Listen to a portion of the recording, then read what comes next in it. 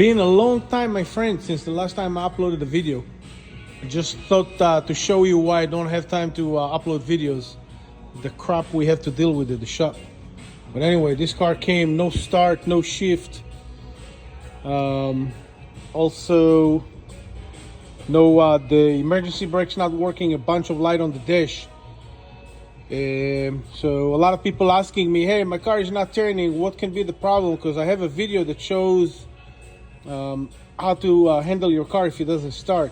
So I just wanted to explain a couple of things. Number one, if your car doesn't start, the previous videos that I have explained very simply what are the things that the regular person who is not a technician can try to do.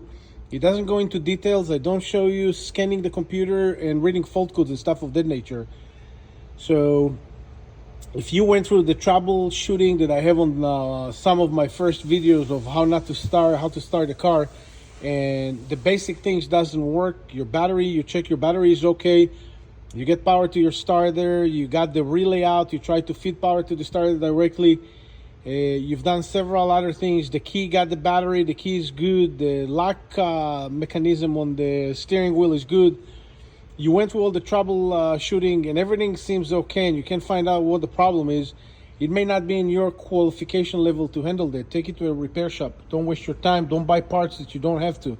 I see a lot of people asking me, hey, I replaced that and this, and still my car is not working. If you did through the first troubleshooting and nothing works and the car is not working, take it to a repair shop. You're wasting your time and you're going to waste your money trying to fix something that you can't. And I'll explain on this video why. So stay tuned, watch this video. I'm going to try and make it real short, so I don't waste people's time going through the whole video without finding out what's not making them fix their cars. But I'm just briefly going to explain and say that if you went through the basic things and your battery is okay, and your key, you know that your key is okay, usually preferably have two keys. Every Mercedes, if you own a Mercedes-Benz, you want to have two keys anyway. But if you know that your key is okay, your battery is okay, there's no water damage that is obvious that you can see, and you can't scan the car with the qualified scanner, which is not the regular one that you can buy at Harbor Freight or something like that. They got to be more sophisticated, have access to a control area network, to the wiring, connectivity to your network communication. If you don't have a computer that can do that, just take it to somebody that can do that for you.